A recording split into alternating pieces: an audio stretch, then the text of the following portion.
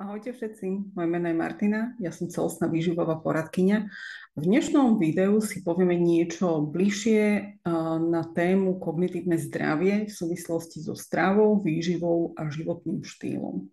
Ja už som z časti načrtla túto tému v jednom z predchádzajúcich videí v spojitosti s estrogénom a estrogénovými receptormi, ale dnes sa zameriame trošku zo širšieho hľadiska na túto tému, bez ohľadu na to, či sme muž alebo žena, čo je dobre vedieť, ak chceme byť kognitívne zdatní a zdraví predovšetkým aj v tom vyššom veku. Hej? Na zdravie mozgu vplývajú hneď niekoľké faktory, ale respektíve niekoľko faktorov. Asi 5 do 5 oblastí by sme ich mohli rozdeliť. To najdôležitejšie, respektíve jedno z najdôležitejších je v skutku výživa a strava. A dávať mozgu to, čo mu chutí, tak aby nám to myslelo aj vo vyššom veku. Druhý faktor, ktorý je veľmi dôležitejší, je fyzická aktivita. Ďalej je to spánok, dostatočný spánok a kvalitný spánok, stres management, predovšetkým v spojitosti s chronickým stresom a dlhodobým stresom a toxíny. Hej, trošku si povieme o nich bližšie, ale nie až tak do detailu, aby to nebolo zase video príliš dlhé. Šport a fyzická aktivita, respektíve keď sa povie fyzická aktivita, každý si nepredstaví šport a to, že by ma začať behať, po prípade dvíhať činky či niečo iné. Hej. Avšak fyzická aktivita je všetko, pričom pasívne nesedíme, po prípade neležíme. Hej. Takže je to chôdza, fyzická aktivita je aj práca v záhradke, je to upratovanie, umývanie okien, domáce práce rôzne, hej, ale aj tá cielená športová aktivita, čokoľvek už to je, či je to plávanie, bicyklovanie, chôdza, hej, to všetko patrí k fyzickej aktivite a sa ráta ako fyzická aktivita. Akým štýlom môže vôbec toto vplývať na mozgové zdravie? Hej, sa môže niekto spýtať. A toto zásadný v skutočnosti. Fyzická aktivita a šport aktivujú niekoľko mozgových centier, hej, respektíve oblasti v mozgu. A vo veľmi krátkosti si môžeme napríklad povedať hypokampus, ktoré je to, čo chceme, aby bolo zdravé. A hypokampus je zodpovedný za našu schopnosť učiť sa a pamätať si najmä veci, hej.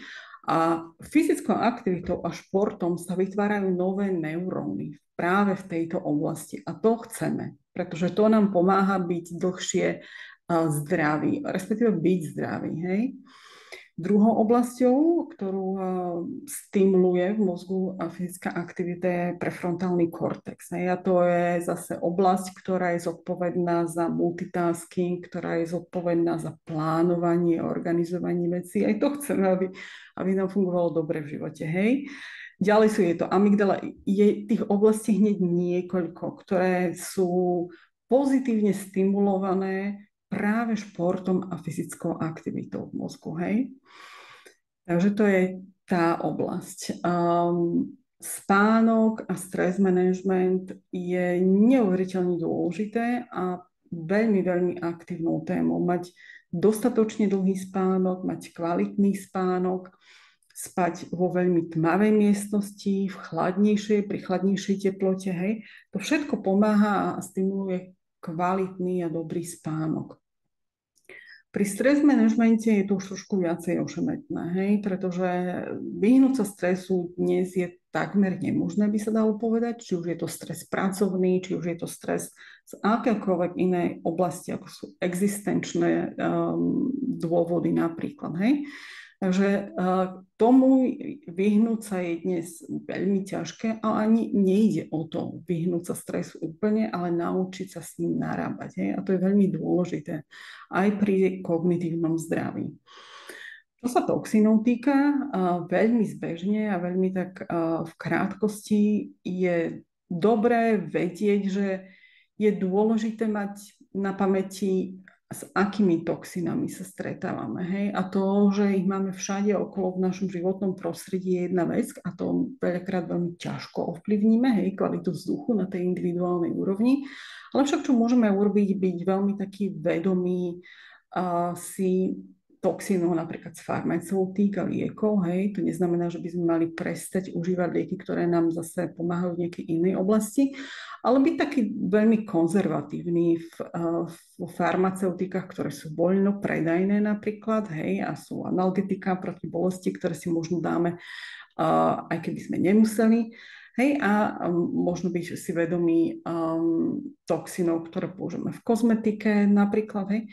Takže sú oblasti, ktoré môžeme ovplyvniť a mali by sme si byť vedomí aj to, že aj práve toto vplýva na zdravie nášho mozgu. Hej.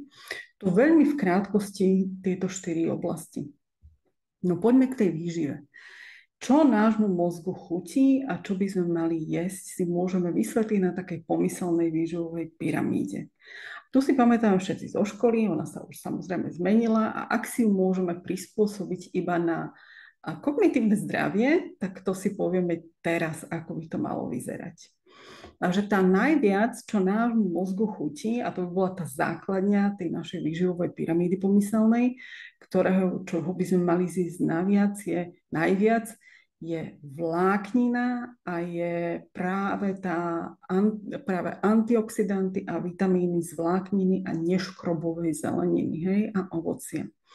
Neškrobová zelenina sú všetky tie listové šaláty, ktorékoľvek si už vyberieme, sú naše rajčiny a papriky, hlubová zelenina, aj koreňová zelenina, všetko, čo je neškrobové, hej, a akákoľvek sezónna zelenina, ktorú máme k dispozícii, je to, čo mozgu chutí najviac. A potom ovocie, pretože tie obsahujú taktiež veľmi veľa vitamínov a antioxidantov. Ten pomer ovocia a zeleniny na tej základni, po tej pomyselnej našej výživovej pyramídy, by mal byť 80 k 20. Hej? Tak asi 80% zeleniny k 20% ovocia. Toho by sme mali zjesť najviac pre naše kognitívne zdravie. Nad tým je škrobová zelenina a strukoviny. Škrobová zelenina sú naše zemiaky, sú sladké zemiaky, je napríklad tekvica a strukoviny, ktorékoľvek už máte radi. Hej? Či je to cícer, alebo bôb, fazuľa, šošovica. Strukoviny by sme mali jesť minimálne raz do týždňa. Fazuľa, šošovica, bôb sú veľmi typickými plodinami a majú tradíciu v slovenskej kuchyni, ale dnes už jeme relatívne málo. A keď sa povie strukoviny, tak si veľa ľudí pravdepodobne predstaví tú typickú fazuľovú polievku zasmažanú, avšak samozrejme to nemusí byť ten najvhodnejší a možno ani najčastejší spôsob, ako by sme strukoviny mali jesť. Hej. Môžeme ich pridávať do šalátov, môžeme si s nich urobiť vynikajúce nátierky, či už z cícera alebo z červenej šošovice. Hej. Je veľmi veľa spôsobov, akým môžeme strukoviny zahrnúť do nášho jedálnička. No a mali by sme tak robiť, ako som povedala, minimálne raz za týždeň, ale v ideálnom prípade 3 a viackrát do týždňa by sme nejakú strukovinu mali jesť. Hej. Takže to je tá druhá priečka, veľmi zjednodušene povedané na tej našej výživovej mozgovej pyramíde. Treťou oblasťou sú zdravé tuky. Mozog sám pozostáva asi z 20% cholesterolu, ktorý si vytvára sám. Hej? A zdravé tuky sú veľmi dôležitou súčasťou vo všeobecnosti zdravej výživy. Hej? Okolo tuku je veľmi veľa fóbie, veľakrát a nie celkom právom. Ak sa naučíme rozpoznávať tuky, ktoré sú vhodné na čo, ktoré tuky obsahujú aké mastné kyseliny, tak nám to veľmi veľa pomôže vo výbere správnej výživy a aj poskladaní si správnej výživy. Ak sa nevyznáte v tukoch, ja som o tomto urobila 2 videá, ktoré vám veľmi jednoduchou a praktickou formou vysvetlia, ktoré tuky sú aké mastné kyseliny a ktoré sú vhodné na varenie, pričom dávať pozor, na čo dávať pozor, keď si tuky vyberáme, keď ich v obchode kupujeme, ako si ich správne uskladniť. Toto všetko je v tých videách. Takže ak sa nevyznáte, ktoré sú zdravé tuky a ktoré nie sú zdravé tuky, tak vám odporúčam pozrieť si tieto 2 videá. Ale pre Mozog a zdravie v tejto oblasti sú to predovšetkým polynenasýtené mastné kyseliny. Polynenasýtené mastné kyseliny sa nachádzajú v rybách, v mastných rybách, ako je napríklad makrela alebo sardinka, hej, a v orechoch a semiečkách. Ak povieme si, ak sa zameriem po prípade na olej, hej, tak sú to tekvicový olej napríklad, slnečnicový olej, ľanový olej, po prípade repkový olej, hej. Toto všetko sú polynenasýtené mastné kyseliny, ale aj orechy, hej. Treba povedať, že žiadna plodina neobsahuje iba jeden druh tuku, hej, iba jeden druh mastných kyselín. Oni obsahujú niekoľko alebo viaceré v rôznych pomeroch. Toto je dobre vedieť. Avšak ak si povieme o polynenasýtených mastných kyselínach, ako je napríklad repkový olej, slnečnicový olej, tu je veľmi dôležité vedieť, aký si vyberať, hej? A to vám povie to video, ktoré som pred chvíľou spomenula. Aj zároveň aj dobre vedieť, že ktoré majú omega-6 a omega-3 v akom pomere, respektíve ktorý tuk, ktoré semiačko má viacej omega-6 mastných kyselín a ktoré omega-3, hej. Ak si napríklad povieme ten náš slnečnicový olej, ktorý tak často sa používa v našej kuchyni a nie je práve v tej najlepšej kvalite, tak ten má veľmi veľa omega-6 nasýtených mastných kyselín, hej. 120 k 1, omega-6 k omega-3 slnečnicový olej, hej. Na druhej strane napríklad ľanový olej má veľmi veľa omega-3 kyselín. Hej? Takže toto sú celkom také zásadné veci, ktoré potrebujeme vedieť aj pri polynenasýtených mastných kyselinách, ktoré sa považujú za zdravé, hej? A mozgu prospešné. Takže orechy a semiačka vodí vždy radšej a uprednostniť pred tými spracovanými olejmi a spracovanými tukmi. Hej? Takže to je tá tretia časť na tej našej pyramíde. Štvrtá sú celozrnné obilniny, po prípade pseudoobilniny. Také tie typické u nás sú pohánka alebo pšeno napríklad, hej, tie sú tak tradične slovenské, ale môžeme voliť aj inokrajné, cudzokrajné pseudoobilniny, ako je quinoa alebo amarant. V čom sú odlišné tieto oproti tej typickej bielej rýži, po prípade bulguru či kuskusu je, že obsahujú oveľa viacej minerálov. Hej, tá biela rýža je očistená, je vyslovene, tam nie je nič iné, iba ten škrob a možno minimálne množstvo nejakých minerálov. Avšak tieto celozrnné obilniny obsahujú oveľa viac minerálov. Hej, pohánka má napríklad železo, quinoa je veľmi vhodná aj zdroj proteínu, hej, napríklad. Takže nielen, že sú tým hodnotnejším, pomaly sa tráviacím škrobom a glukózou, hej, ale majú minerály, majú vitamíny, ktoré v tej typickej bielej rýži, po prípade bulgura a kuskusu nenájdeme. A preto sú oveľa vhodnejšou formou uhlohydrátov a sacharidov v našej strave. Hej. Takže to chutí nášmu mozgu tiež. Čo nás mozgu absolútne nechutí, sú vysoko ultraspracované potraviny, ktoré nájdeme v mraziacich boxoch alebo v chladiacich boxoch v supermarketoch. Sú to predpripravené pice a rôzne hotové jedlá. Hej. Sú to transmastné kyseliny, ktoré sú veľmi, veľmi zdraví neprospešné. A ak jeme iba také tuky, tak máme oveľa väčšie množstvo, vyššie riziko ochorenia práve demencie a Alzheimer, pretože toto sú veľmi nevhodné a nezdravé tuky. Tieto by sme mali definitívne eliminovať. Čo nášmu mozgu ďalej nechutí, je alkohol. A tu by sme si mali, netvrdím, že si nemáte dať pohár vína, alebo pri oslave doprieť nejaký drink, hej, ale byť veľmi taký obozretný s množstvom a s kvalitou toho alkoholu. Hej.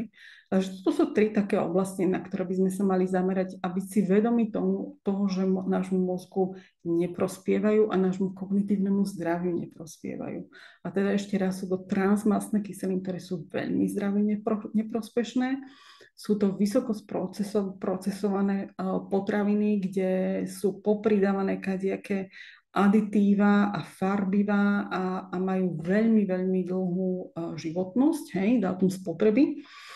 No a v neposlednom rade je veľmi striedma konzumácia alkoholu na mieste, aj pre naše kognitívne zdravie, hej.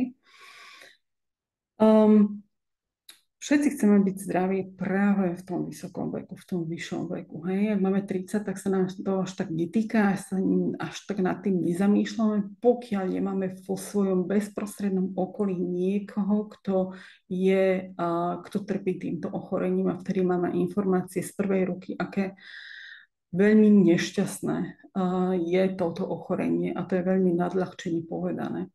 Takže starať sa aspoň aj o svoj mozog je rovnako dôležité, ako starať sa o všetko iné v našom tele. A výživa a pravidelná športová aktivita sú alfa a omega zdravia vo všeobecnosti.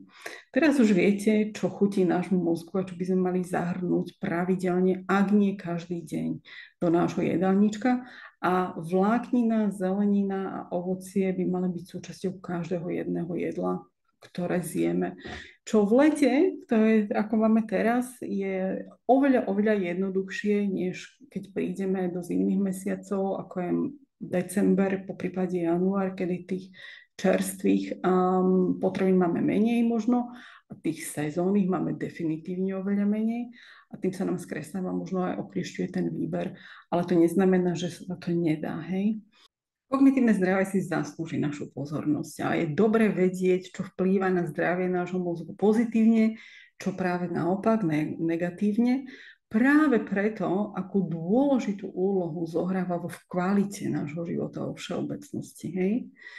To je na teraz všetko. Ja budem rada, ak sa prihlásite na odber tohto kanála, po prípade zozdieľate toto video s niekým iným, kto to môže považovať za prospešné, osožné či užitočné. No a my sa vidíme v následujúcom videu.